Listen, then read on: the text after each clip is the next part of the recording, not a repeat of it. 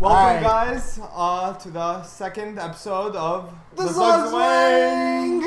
Oh my God! All right, so before we start getting into some of the topics or whatever we'll be talking about today, we just wanted to address what's been going on in this country, and we know, guys, we know there's been a lot of shit going down, but we're not here to make political commentary. We're both just some retards with opinions. And we just want to make it known that we're not here to try to convert you to a side or try to make you feel something about this situation. We're just here. We're having a good time. We want to make sure you get to take your mind off of these things and, just have a good time while listening. Exactly, yeah. Just like how Saar said, a lot of shit has gone down since last week and since we last recorded the podcast. The unlawful and unjustified death of George Floyd. And we see that it was a racist event, but like he said, we're not trying to make anything political. We understand that we're all humans, and we just want everyone to realize that there's always a human with flaws and with positive aspects on the other side. And that's all that we're trying to do. All we're trying to do is spread love and positivity throughout society. And like he said, we're just two dumbasses talking about random shit that doesn't matter in the long run. So let's get back to it, because I thought the first thing he's gonna say is, "What the fuck is up with your hair?" I'm not sure. Oh, if you're wait, turn to the side. Turn to the side. Let them see the man bun, eh? Ooh. All right, so now we got man bun and fro going on. Yo, rename the podcast to that, bro. Man bun and fro. Yeah, but that means you have to keep the man bun and I have to keep the fro, and I don't think either of our moms are gonna be too happy with that. Yeah, I mean, no, I don't think my parents don't care. Like, they just know hair's way too long. I did myself yesterday, so. Oh, word, word. A little hype. You could see the little hair sticking up on the side. I know. Because the thing is, those of you like not watching on YouTube, get on YouTube right now. Because my fucking hair just like grows a little bit more on the side right here, and if I take a razor and shave just a little bit more, I'm gonna look like a fucking dumbass, bro. Like, get the lines coming from the top of your head. Yeah. So I decided to take the safe route out, leave a little bit extra hair over here. By safety, you meant safety scissors. Yeah, exactly. That's how I was cutting the shit, bro. Right, it looks pretty good except for the little bits. Yeah, except for that. Nah, for real. I don't know. Finesse for doing it yourself, for sure. Finesse. You mean, like, I cut my brother's hair. Yeah. And it came out okay. Fresh. It was fresh. Nah, bro, but that's not all me. That's not all me. I can't take credit for that. I did like the base of it. I did like, I shaved the sides and I did some of the top. Yeah. But it wasn't like blending evenly. Okay. And what did you use? Did you use a razor or scissors? So we used like not a clipper, a trimmer. We used a trimmer, like but the we finally you use on your beard. Exactly. Yeah. But we finally got a clipper because my dad was like, "Hey, you got to get your hair cut soon." And I was like, "Fuck, I can't deal with this right now. I'm just trying to grow out this fro. Yeah, bro. I don't have to interact with people. Yeah, I don't have to see people. I'll just grow it out until I feel like it, you know?" And so, anyways, we together, my dad and I finished up his hair. I did the first part. I like shaved everything, whatever. Got that little side. He had a little side. Exactly. It was fresh. I liked it. And then my dad touched it up, like finished it up. Because after a shower, he looked fucking stupid. After the first shower, dude, I was like, "Oh my God, like, I can't believe I fucked up your hair like that." No, but it was good. I think when are you he's gonna happy cut your hair? Another like 3-4 inches. I'm saying at least, right? Oh my God. I mean, listen, as long as like coronavirus is remaining and quarantine is still intact, and all I'm doing is biking, I'll take that extra sweat. I'm down. I'm not. I have no problem with that. I'm getting sweaty anyways. I'm biking, 5-10 miles. Like I'm gonna be sweating ball sack, especially in this heat now. Like even if I have the hair, if I don't have the hair, I'm sweating ball sack. And, so I don't care. I'm going to leave it as long as possible until my mom plants me in the ground and runs over me with a fucking lawnmower. It'll be froze season for real. No, yeah, because I had to cut the hair. My shit was getting way too hot because I've been going on runs and stuff. And my hair would just sweat too much. My hair would get in my face. So I cut the sides. And now I literally went for a run with a fucking baseball cap on this morning. Really? Yeah, like I had to because I'm not going to run around with a little ponytail like a little girl. Like, yes. What the fuck? I'm in the Girl Scouts. So I'm going to be selling you the dadalongs or whatever. Tagalongs. How do you... Tagalongs? Yeah, tagalongs. Samoas. Yeah. Girl Scout cookies. Yo, what do you think the best Girl Scout cookie is? Like, best? A Thin Mint. You can't even argue. Ooh. I don't know, though. It's just a classic. I don't like mint like that. I don't like mint like that, but it's just a classic. Huh. I mean, I really like the Samoas. I'm pretty sure Samoas are the peanut butter ones. Right? I don't know. I think so. Yeah. Maybe the coconut ones. I don't know. The coconut ones, fire. The peanut butter ones, fire. Peanut butter on anything. I made hazelnut butter yesterday. Straight up? On my own in the food processor and everything. Food processor. I said fruit. Yeah, just throw in your fruit processor. Bro. Yeah, you literally just we took like a pound of hazelnuts. Threw them in there, put a little bit of coconut milk, cinnamon, salt. That's it, bro. You just put it in, blend it for like 7 minutes, and it tastes so fucking good. Yeah? Fuck. It's so easy to make edibles with hazelnut butter. Straight up. Because hey, you can make... for all you at home wondering how to make edibles, quick tip, okay?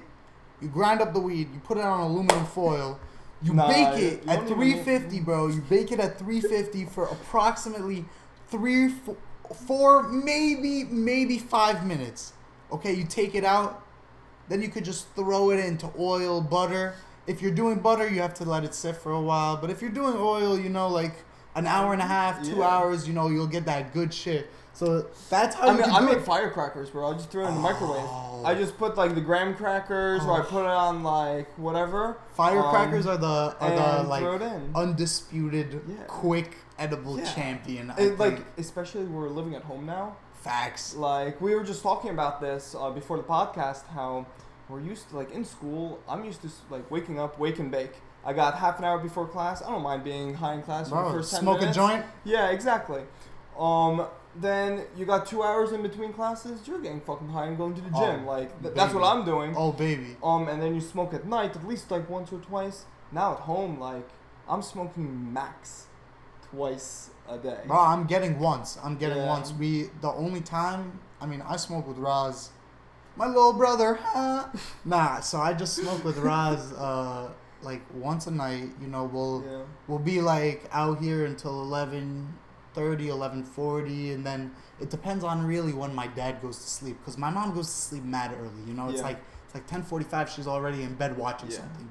My dad will be up watching the news or doing work or something, and whenever it comes to that, we always have to be more careful just because you never know. Does he check out? Because I know I know where you smoke, so does he check out where you smoke before he goes to sleep? So never, but unless he comes down to the basement where we're shooting this podcast in the basement. Oh yeah, guys! So this is the first time we're fucking recording it live in person. We definitely should have addressed that earlier too. But we had something else to address, and it was important to make sure you guys know we're not picking sides. Anyways, so.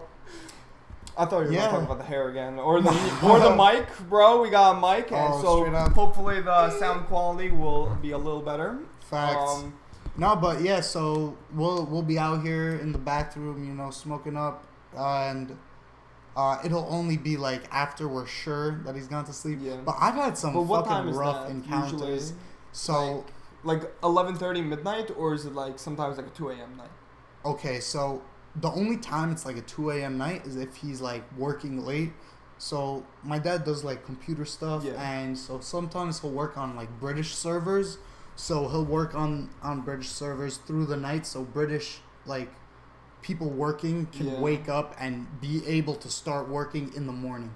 So for him, he has to work until 1 or 2 to make sure that everything is done before their work day. Because they're 6 hours ahead? Yeah, maybe 5. I don't know. I think it's 6. Something like that, I think 5 or 6 hours ahead. So he has to work until like 1 or 2 to make sure that those servers are prepared and ready. And so it's happened to me before where I've been smoking here. I was smoking a joint, and sponsor us, White Claw, please. Yeah, straight up. Me too. Nah, but it's been like times before where I've been like smoking. My brother was in Israel and I was smoking here by myself. I was smoking a joint and it's like 1:45. I sat in the bathroom and I was rolling up like.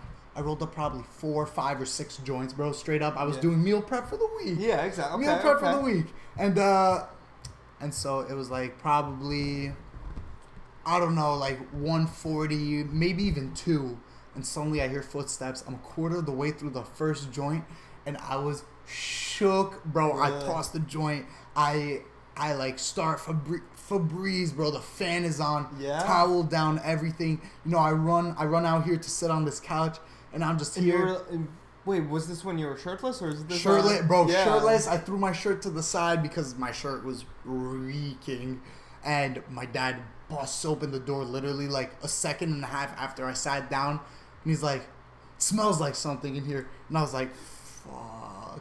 Like I actually have to tell this dude that I want to smoke, and so I was like, "Yeah," like took a walk around the block because if he knew I was smoking in the bathroom. He'd be so much more tight. But I was just like, yeah, like I took a walk around the block. Like I, my shirt. I wanted to relax. It was like late. And he was like, but what if the neighbors see? And what if all this other stuff happens? I was like, but it's 2 a.m. Like, who's up? First of all, who's up? Second of all, who would call the cops at 2 a.m. when my house is right there? Like, I walk into my house and I'm gone. Like, what's the cop gonna do? Like, go searching 2 a.m. in your house? Yeah. But it's definitely the best spot in the house to smoke. But now with the warmer weather, I think my brother and I are gonna have the opportunity to start going on walks more. And that's all so much better because like no smell inside the house. We don't have to towel and fan. You don't even need to change half the time. Straight up. I know, I smoke outside all the time. Yeah. My parents are way more chill than yours, I feel, with weed. Or at least, my parents know I smoke OD. Like, they don't know I smoke OD, but they know I smoke. They just don't know how much. And they've realized it's not a negative thing. There's nothing different between smoking weed and having a glass of wine. I agree. And I honestly believe that's healthier, and it is proven to be healthier to smoke weed rather than have a glass of wine.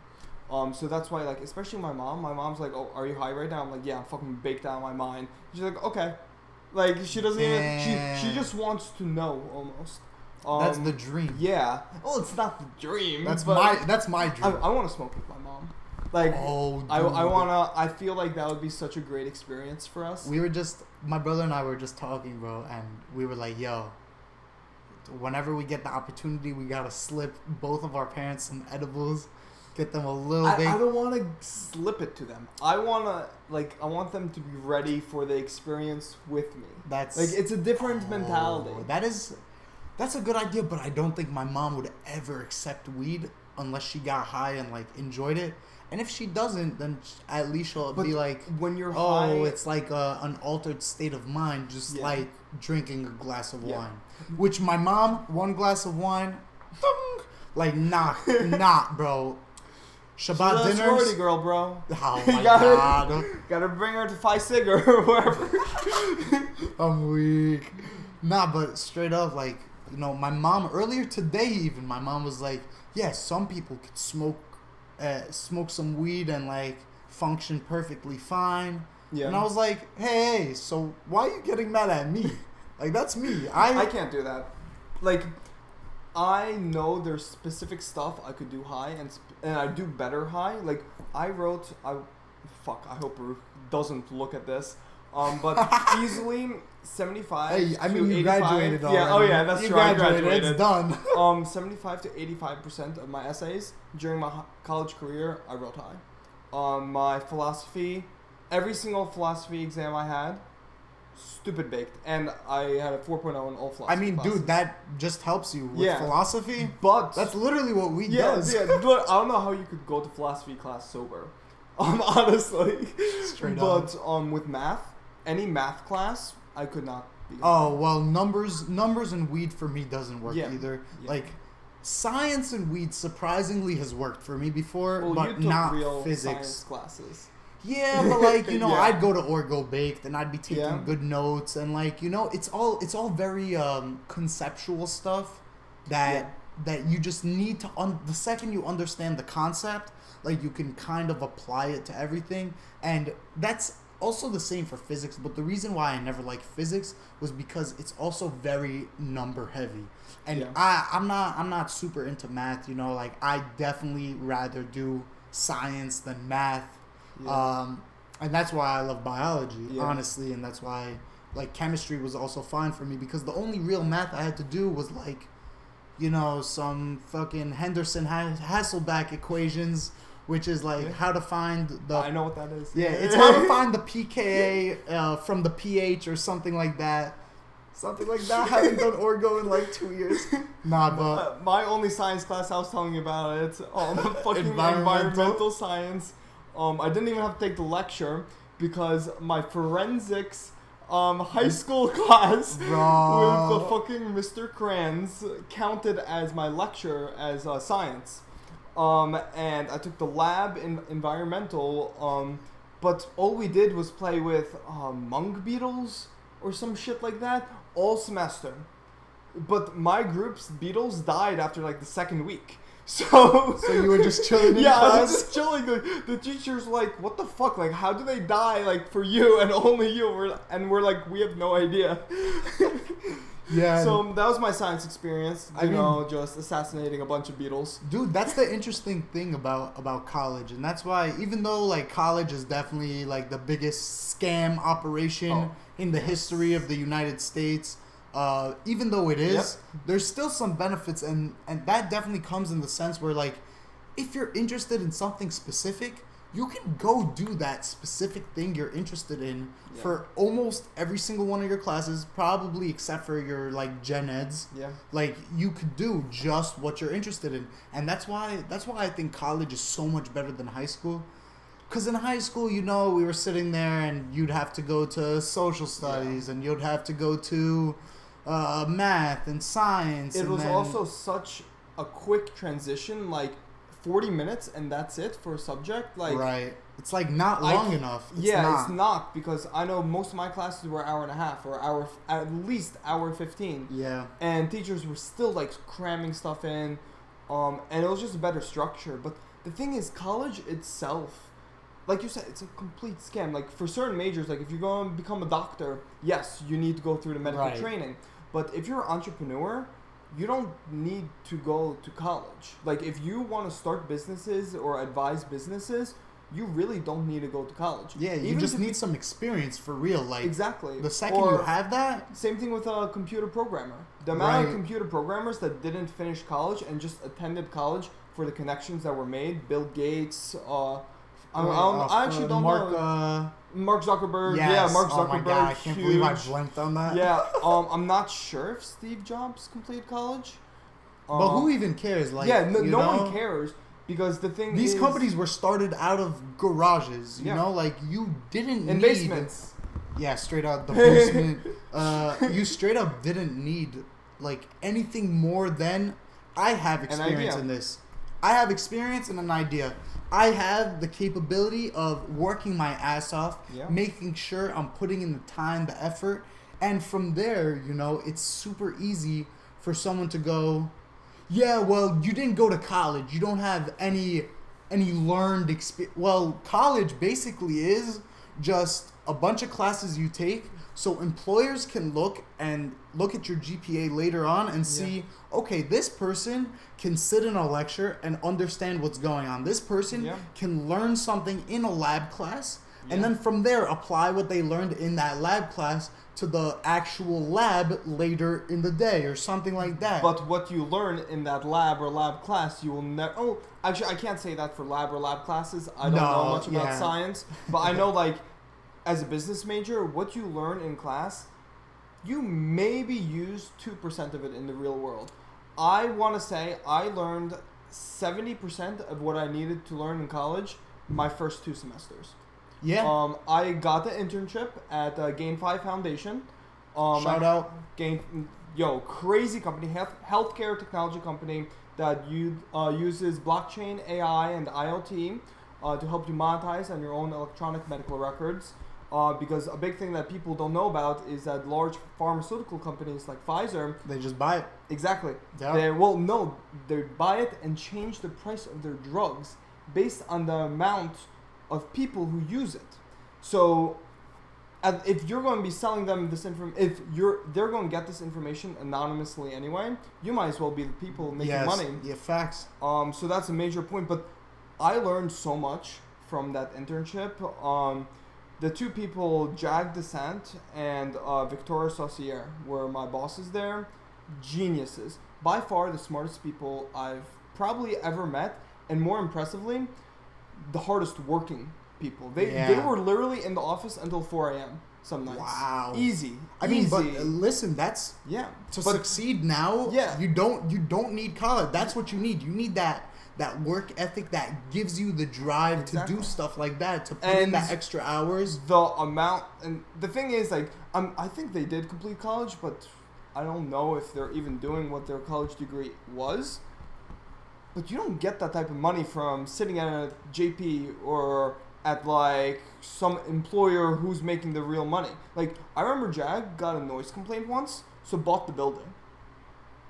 Yeah. That's like I heard that story Fucking about Jordan Drake. Belfort or Drake. Yeah, Drake bought his neighbor's house. Yeah, because they kept complaining about his parties. He said, "Yo, fuck this, get out of here." Yeah, literally, that's what Jag did because he owned like the first like 3 or 4 floors of this building, for an accelerator program,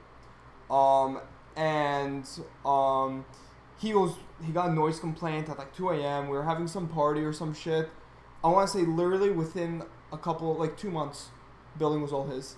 Straight up? That, yeah. Wow. Fucking legend. Like, he was. I loved him, man. I have to get back in contact with him. I mean that's the craziest thing. Yeah. Cause same thing for me. Like, you're 100% right about the fact that probably the shit I've learned and the shit most people have learned during college. I don't want to say you because you have a completely different major than me. Well, okay, so I'll go into that a little bit. I mean, when it comes to biology, at least the labs I've done have actually been somewhat connected to like the internship I did this past summer and stuff like that, where it probably will be able to come in handy in the future, just because lab techniques don't advance at a super fast rate, you know. There have been like titration techniques that people have been doing since like the 80s, you know, and I was still doing them in lab, and I'm sure people working in labs right now are still titrating shit at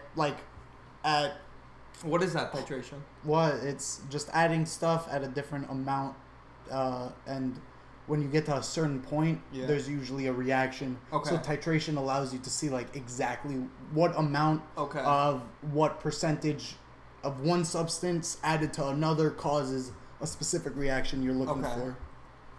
And so the thing that's interesting about that is, like, you know, I was doing like microscopy in my biochem lab this past semester and like stuff like that. Okay, talk to me like I'm literally a 2-year-old who like just discovered the word science. Alright, so I was just looking at like shit through microscopes. I was preparing slides and shit like that, where that is like something I might actually be doing in my future. You know, if I'm working in a lab and they're saying, hey, we want to look at this bacteria but isolated on this slide, then, you know, I have to isolate that bacteria. I have to get that slide. I have to maybe isolate a protein or something to see like what specific like results we want to get based on what we're given.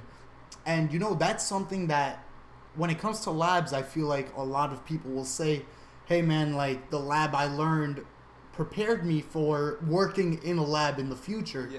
But I don't think that, I think that is important because that teaches you how to act in the workplace. Of course. And it teaches you, like, especially, like, if something goes wrong, I'm sure that's the first thing they go over. Oh, my God. And I'm sure you have, like, weeks of, like, oh, if this shit happens. Because I remember, like, the one science class I took in college, the first, like, 2 weeks was all, like, if shit happens, even though, like, we're working with beetles and the worst thing that's going to happen is that they're going to end up in your backpack. Like, in case something goes on fire, like, we do this. Yeah, and, there's like, a lot like of yeah. in the very beginning of the labs, because I was working with a lot of chemicals and different shit, like I was doing SDS pages, which is like it's a lot to explain. Okay. But it doesn't matter. I was doing a lot of stuff with a lot of different types of chemicals, and when it comes to chemicals, you have to be very careful because, if you touch certain things, like over the past summer, I was working with some H2SO4, which is very at a high concentration, is very, very dangerous on skin. Okay. So I was double gloved, like all this stuff, Yeah. fume hood, everything, just to make sure that on the slim chance that some of the acid got out, I would be safe and be able to, like, rush over to the wash stations and do everything. Yeah. But that's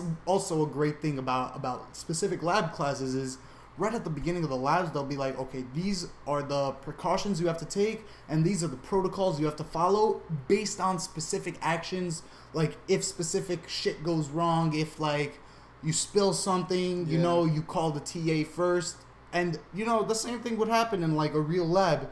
You'd call your boss, you'd call your like whoever runs the specific lab and get them to come and, like, help you deal with whatever issue you're having. But that's the great thing about protocols is the second you have a protocol down, like, you know what to do. It's, you know what to it's do muscle memory. in a case of whatever. And we would have drills where they'd be like, hey, okay, right now we're gonna say, like, let's say something spilled out of the fume hood. Yeah. Okay, what do? So we would have to disinfect the area. We would have to, clean the floor. We would have to clean everything. Make sure that there's no bacteria present. Make sure that there's no traces of any chemicals.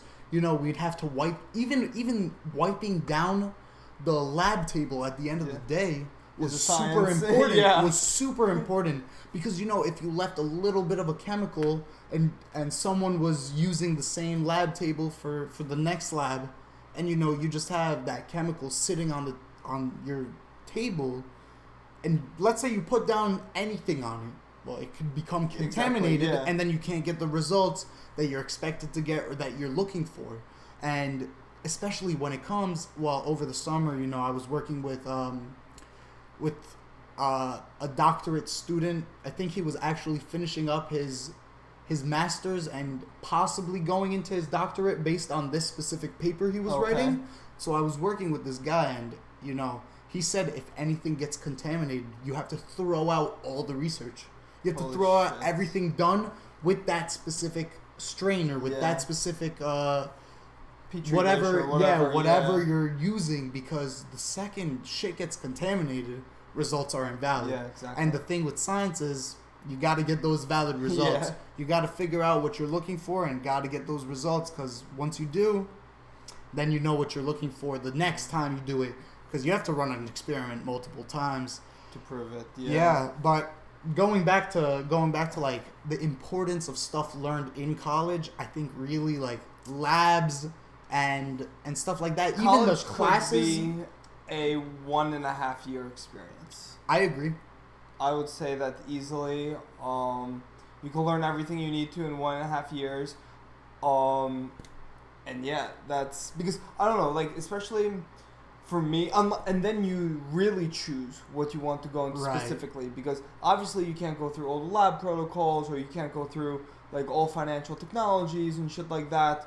You can't learn all the concepts in a 1.5 years. But you could definitely like everything that you really need to learn in college is in a 1.5 years, and then there's grad school and that's what, because it just 4 years. I feel like the gen eds, a lot of them were repetitive for me. I took a lot of them in high school. For sure. I mean, I had to take 3 writing classes. Oh, well, it makes sense. You need to learn how to do a lab report, but no, only one of those 3 classes was a lab class. Exactly. So 1/3 of your classes was useful. Yeah. In terms of writing, like for the gen eds though, like specifically, but because I got rid of a lot of my gen eds. That's why I was able to finish in 3 years. Mm-hmm. I got rid of a lot of them in high school, but the classes. The thing is, a lot of the classes that I found the most important were electives for me.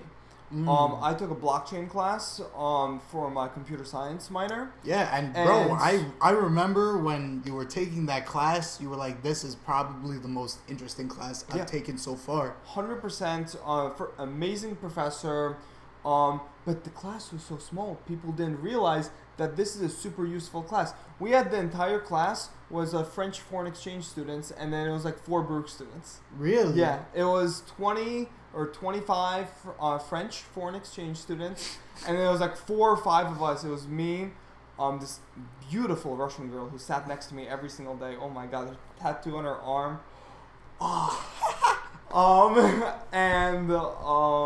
And then some Indian dude and some other dude that I actually had one of my other finance courses with. But it was literally 4 of us, and then the rest were all French foreign exchange. Wait, so was the class taught in French? No, it was taught in English. Yeah, their English was perfect. Oh, nice. Yeah, it was really cool.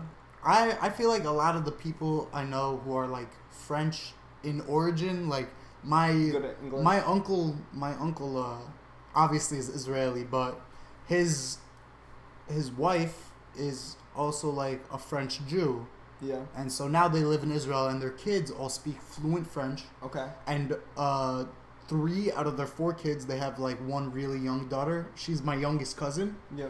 But the older 3 kids all speak relatively good English compared to other Israeli students in Israel.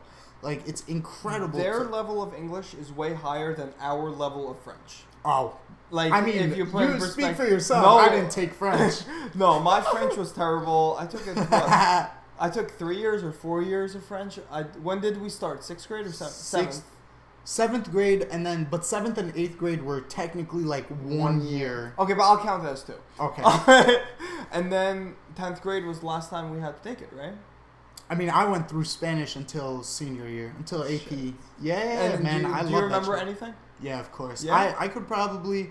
I don't know. know... If I throw you in the middle of Madrid right now, well, not right now, in 6 months when the quarantine is over and, shit's a little bit more normal, do you think you could survive, like, 2 months in Spain if I throw you there in 6 months? Well, first of all, I think if you would do that, my Spanish would get so much better. Yeah, obviously. But I think right now I could probably navigate my way through Madrid. I mean, my family went to Barcelona like a few years back. And did you speak? And Spanish? I didn't speak too much because my mom is fluent. My mom. Oh, okay. My grandma's from Spain.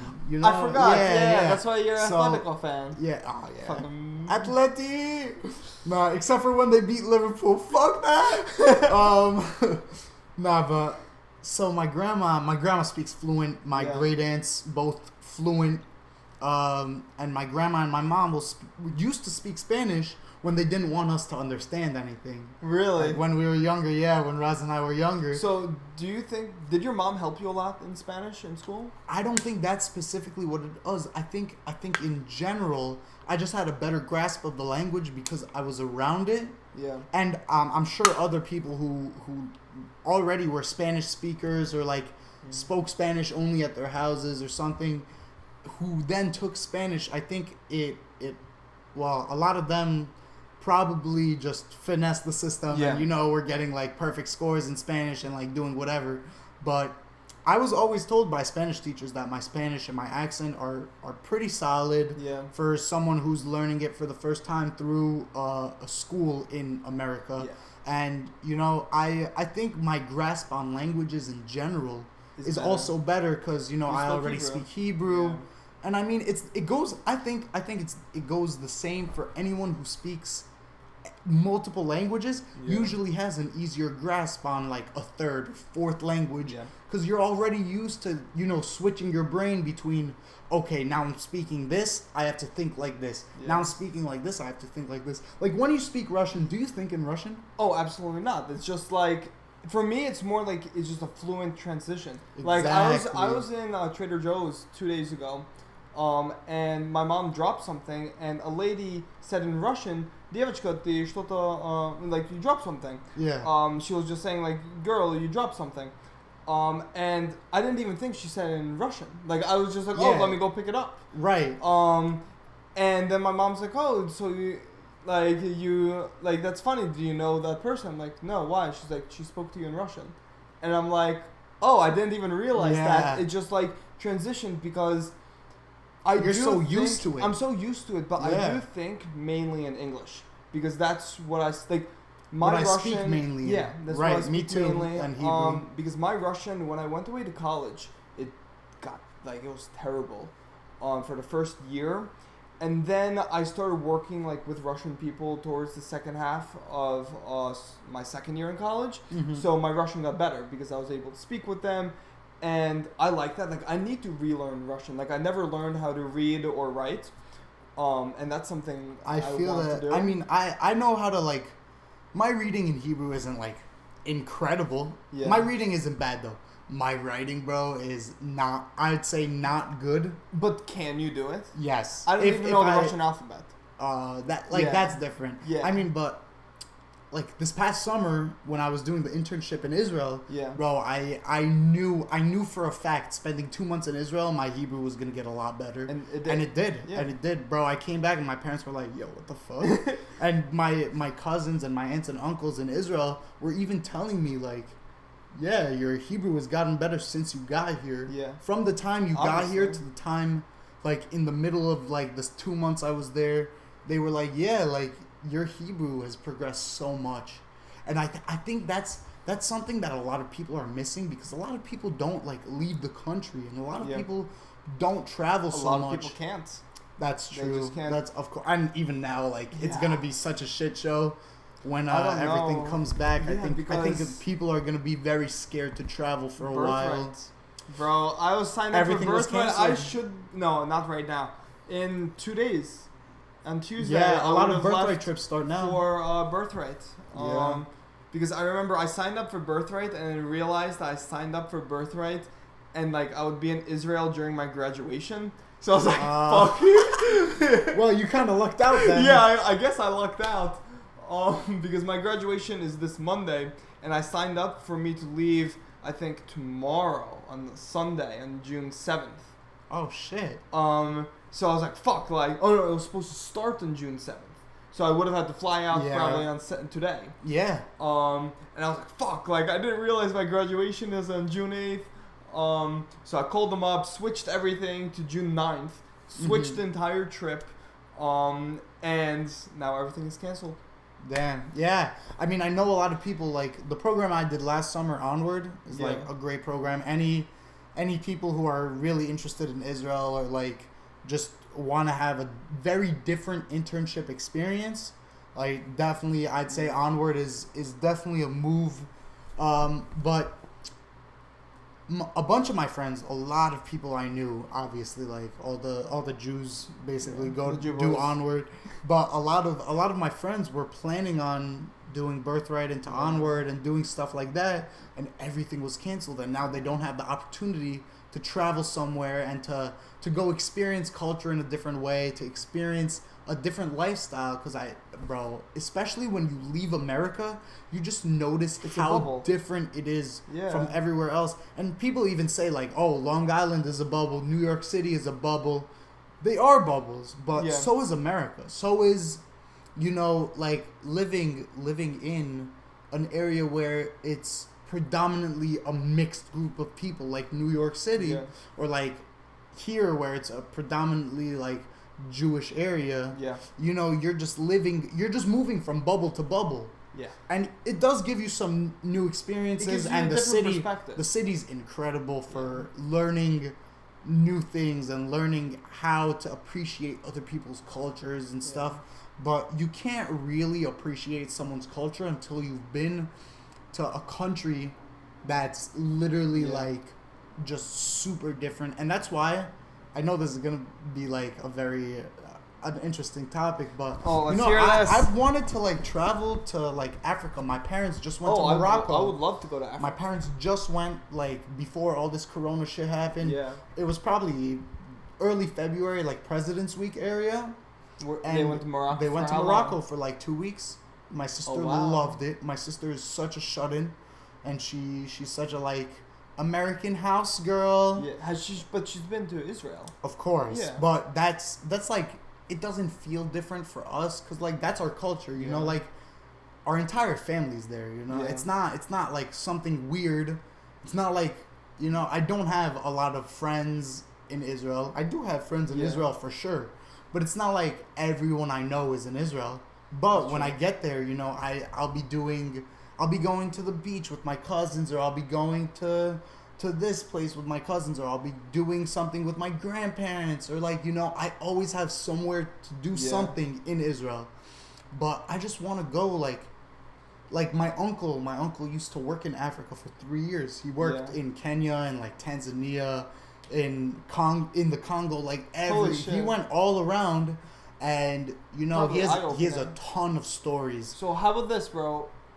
As soon as shit opens up next summer, if like everyone's still alive, you know. Yeah, if everyone, if not the entire world dies from Corona.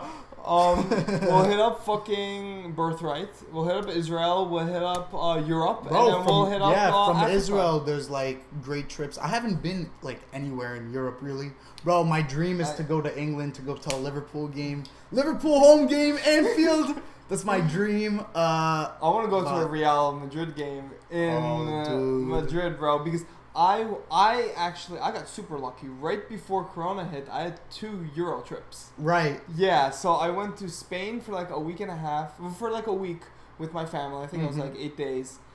And we went to Atletico Madrid game versus Barca. I know. When Messi scored that crazy like 1-2 goal. It was literally, the thing is, they're so fast, these professionals. If you blink, you'll miss the goal. Like my mom missed the goal. She blinked. And she literally said, "What happened?" And everyone's the going balls in the net. He's like, stadium's going wild. Yeah. Bro. So, but that was incredible to see. Like, first off, a Messi goal in person, the game-winning goal. I think it was like the 86th It was 1-0. minute. Yeah. Bro, I remember that game. That shit had me tight. Yeah, that I was there. But I was also lucky enough to go to all across Italy and France.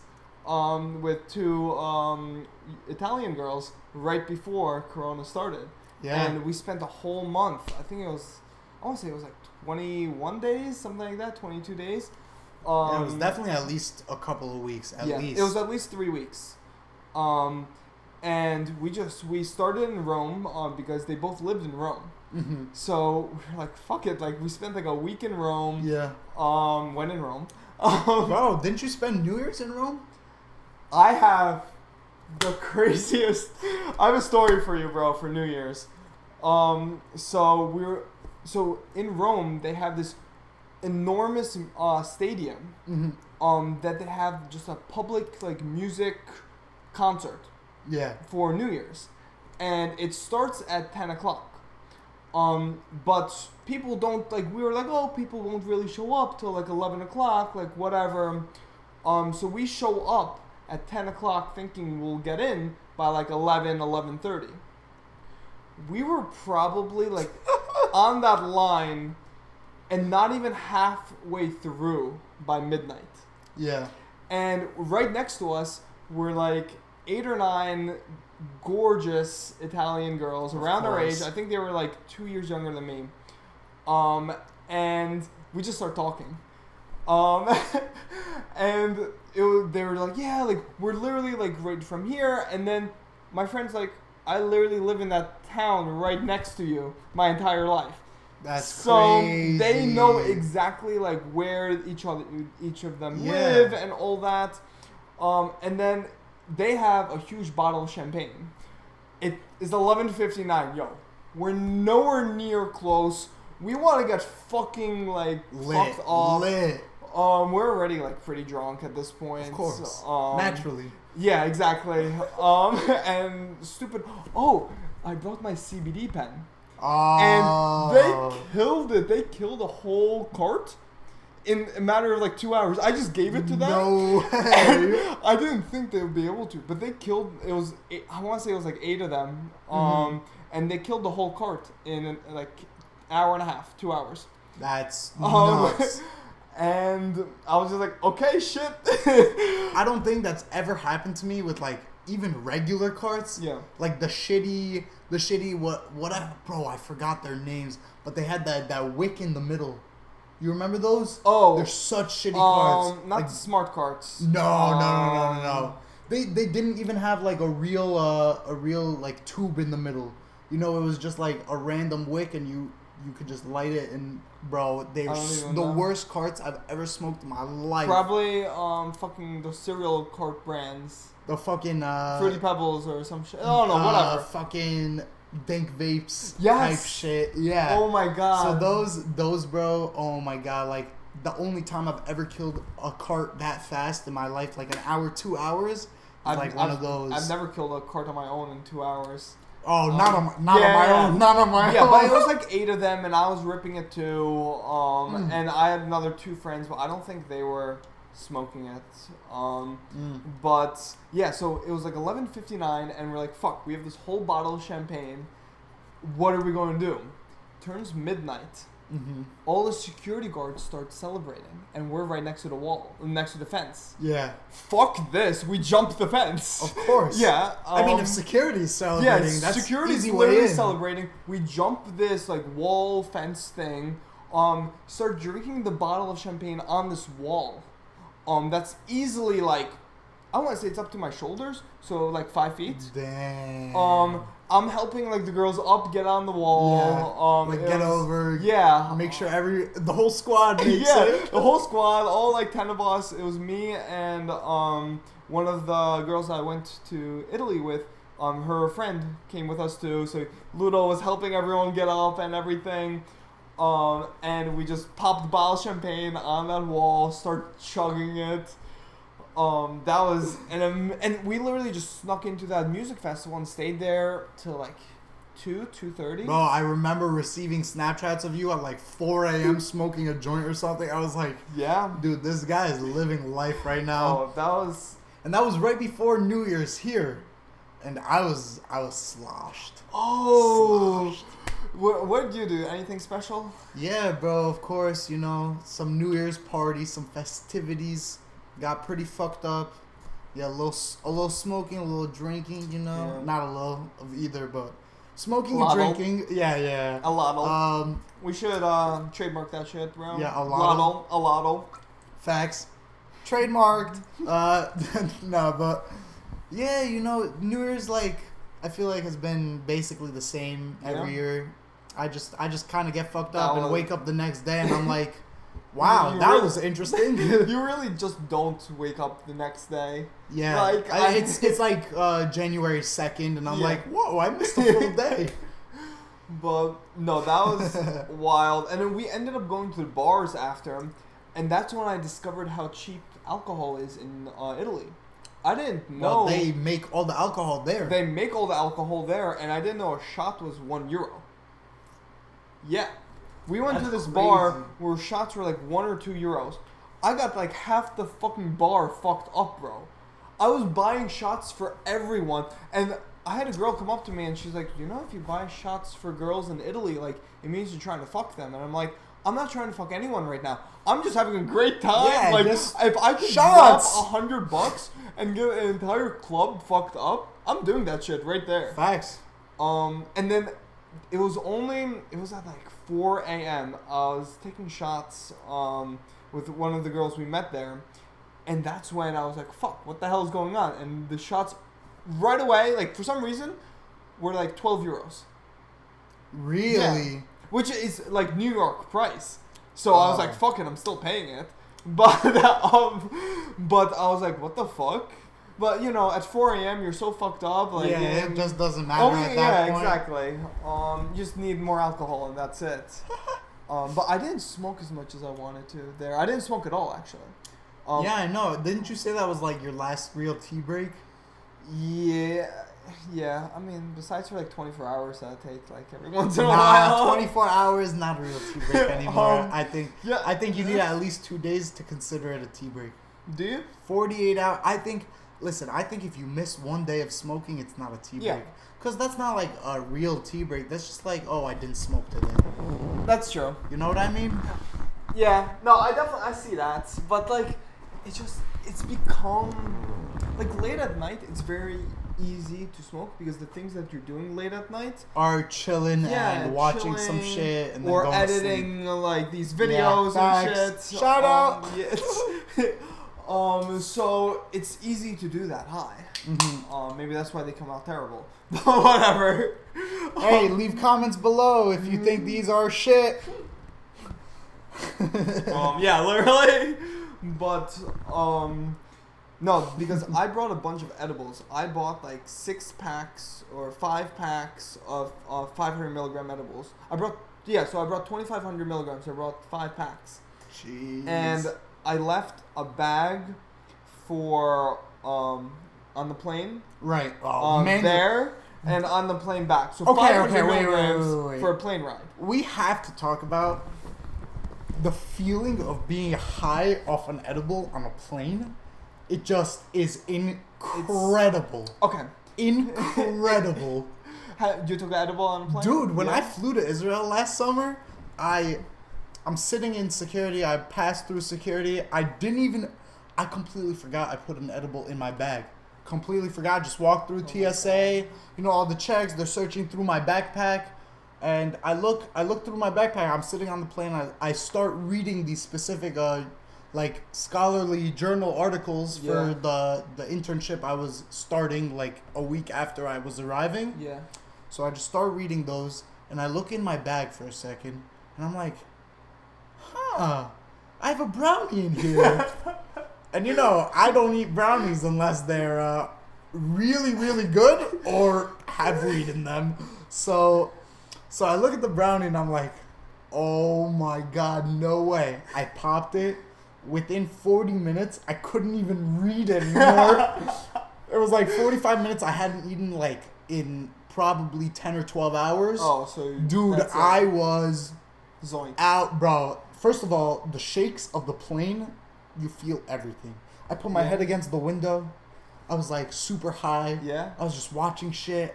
All my anxiety from the plane goes away when I'm high. You get anxious on planes? I get so anxious. I get really anxious on takeoff and on when we come back down. I was about to say crash down. Maybe that's why you're getting anxious. So I get really nervous when we go off and when we come back down. Yeah. So I always wait to take the edibles until after we take off. Yeah. But I'm wondering now, like, I already had 2 experiences of it being great when, like, just during the plane ride. Yeah. So I'm wondering, will it help me, like, with my anxiety during it? Because you know how you get the weird paranoia? It's a humbling paranoia you get. Yeah. Because it's stuff you should be worried about that you think about when you're high, but it doesn't mean you should overreact. Yeah. No, I definitely know what you mean. I mean, I don't usually get like even slightly paranoid when I'm high. Yeah. I'm usually very good with that. I mean, I like to enjoy my highs. I like to have a good time and chill and do whatever, because I don't like, even if when I used to go cop like a couple of ounces in the city and come back to Long Island, I'd be walking through like Penn Station or like through the city, and there would be cops on every corner. Even that shit doesn't really stress me out. That's never bothered me. That's what I'm saying, and if like shit like that doesn't stress me out, like I don't ever get stressed out by like other shit while I'm high, and I don't really get paranoid.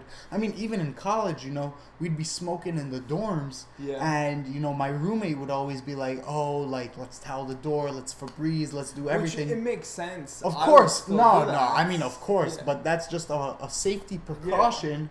it doesn't mean I have to be like scared of something that's about to happen. Like my third one, bro. I mean, it doesn't matter. We out here. True.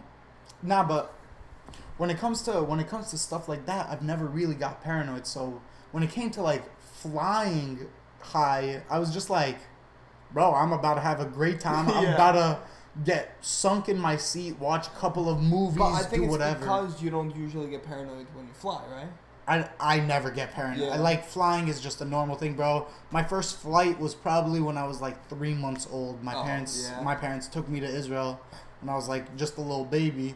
So, and since I can remember, we were flying, we'd fly basically every year. My birthdays were always in Israel. Yeah. I like until maybe like the end of elementary school area where we'd then only go, once every 2 years. Like once my sister was born, we really like cut back and we would go like every 2 years, every 3 years.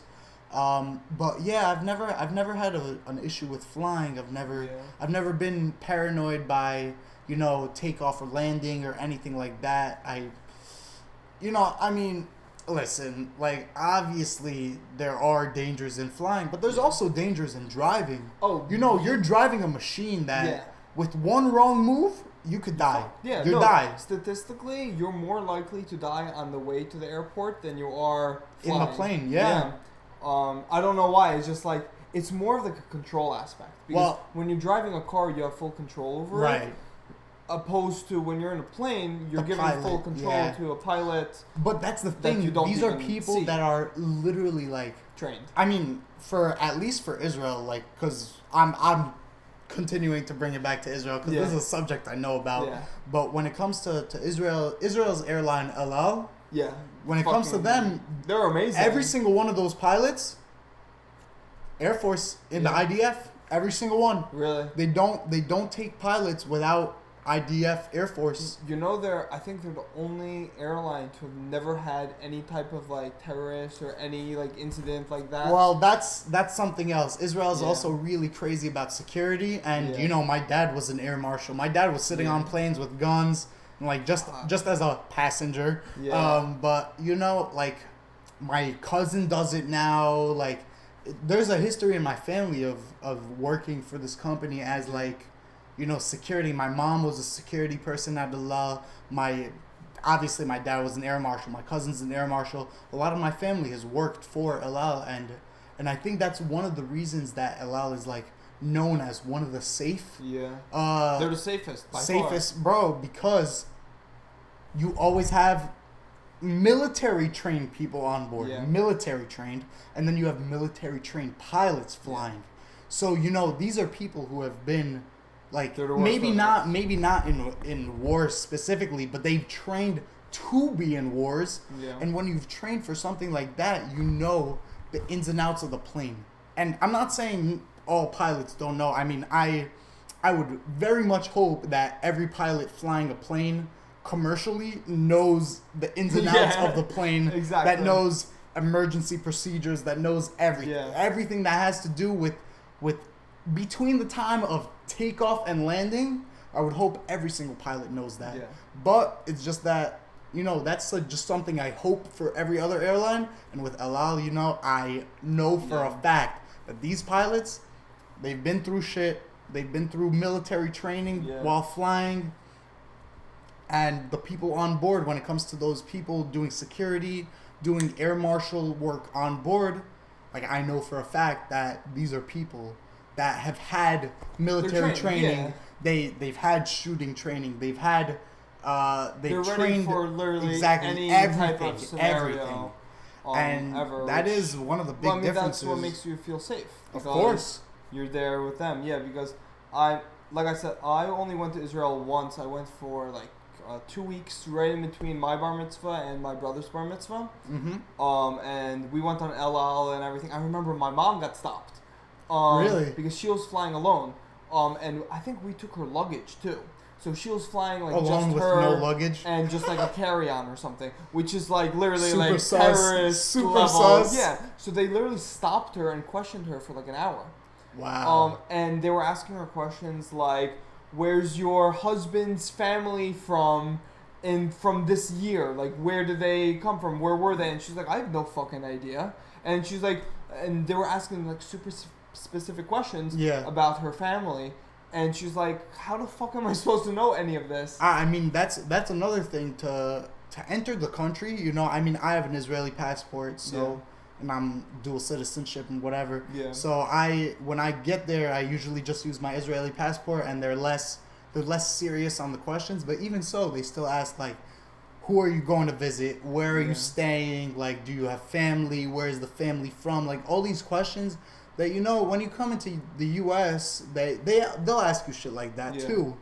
But I mean, only after 9/11. Before 9/11, bro, you could literally go to JFK and within half an hour be on the plane. Of course. Yeah. And dude, you think you could do that today? Hell no. My parents be leaving for JFK at like 6:30 a.m. when we have a flight at like 9. Bro, 1 in the afternoon, bro. Are you serious? Nah. Yeah, that's just a joke. I'm just joking. Yeah, because... But no, it's like definitely... We give ourselves at least 2 hours at the airport. Make if it's sure... domestic flight, 3 hours if it's international. Bro, of course. I mean, it's just the sense of safety is different. Yeah. But it's good. We feel safer because of this. Yeah. Even though, because especially, like, we don't have any... Like, I'm not bringing anything onto a plane besides for edibles. Yeah, nothing illegal. But I got stopped on the way from... We were flying out of Paris to the New York. And I got stopped by TSA for, like, you know, those random checks. Mm-hmm. And I had edibles in my bag. So yeah. I was like, oh, okay, like, it shouldn't be a big issue, even if they do catch me. But they literally looked at it, they didn't even give a fuck. They're literally just checking for bombs. Like, yeah, I think, unless you have like a pound of cocaine in your bag. For sure. Like, I mean, but that's the thing, and that's also the thing with like even domestic flights now. From what I know, you could fly from LAX with weed in your bag, and they don't give you a problem, because you know nobody cares. Listen, if you're flying with pounds and pounds of weed in your luggage, like that's obviously something very different from, oh yeah, you have an 8th on you and you're flying from LAX to JFK. Literally the worst thing that'll happen is they take it away and throw it out. Bro, and that's what I'm saying. They don't care about stuff like weed on their planes. They're caring about the safety of the passengers. They're caring about the safety of the aircraft. They're caring about making sure that you could do this flight without risk of being like in danger. Yeah. And I think that's the best thing that's being done at airports right now. I got stopped for having something on the way to Italy. Really? Look at this. I have this credit card, bro. It's made of a different material. I don't want to show them my phone. What's it made of? Feel it. Yo, this is heavy. Yeah, it's made of a different material that's already built in. So you know how people like could stand next to you and like scan your card and shit like that? Yeah. Like they have technology so it like can't that. Be done that this. is like a specific material made, so you can't do that for some reason. Oh. And the fucking device thing couldn't pick it up, and they literally stopped me and had my wallet go through the fucking thing like 10 times. Oh, because of this one card? Yes. And just my wallet too. That's crazy. And this was before I was 21. So I had all my fake IDs there. So they found all my fake... Like, they tore apart my wallet trying to find something. Yeah. So they found, like, 4 fake IDs. Like, my ID saying I'm from New York, from Pennsylvania, from Connecticut. And they literally, like, this dude literally gave me a look. And he's like, are you fucking serious? I'm like, yo, are you gonna fuck me right now? He's like, nah, like, don't worry about it. Dude. But I could have seriously got fucked. Yeah. Because that's... fake false IDs. identification. Like, he knows, like, come on, what's a 20-year-old using a fake ID? Yeah, obviously to like get alcohol or get into a bar or stuff like that. Like no one is pressing you over that, but it's still a possible offense. Bars and nightclubs, they're done for the next year. Yeah, it's really sad. Like, how are we gonna get laid? Guys, I also have an announcement to make to this podcast. After I believe it's 2.5 months, I am a self-proclaimed reborn virgin. Give him a round of applause. It's been about 2.5 months since Hey, the listen, but beginning of March. Corona, it is what it is. So wanna end this shit? End this shit? It's been an hour, Are you 5 for real? minutes. Jeez, Yo, bro, what the fuck? this has felt like 2 seconds. Yeah. Okay, guys. Thanks for tuning in to the second episode of the Zugzwang podcast. As always, it's your boy Saar. And this is Elliot. Thank you. Thanks. And we'll see you soon. Subscribe, like, do whatever, please. Bye-bye. We love you. How do I end this Peace. shit? Yeah.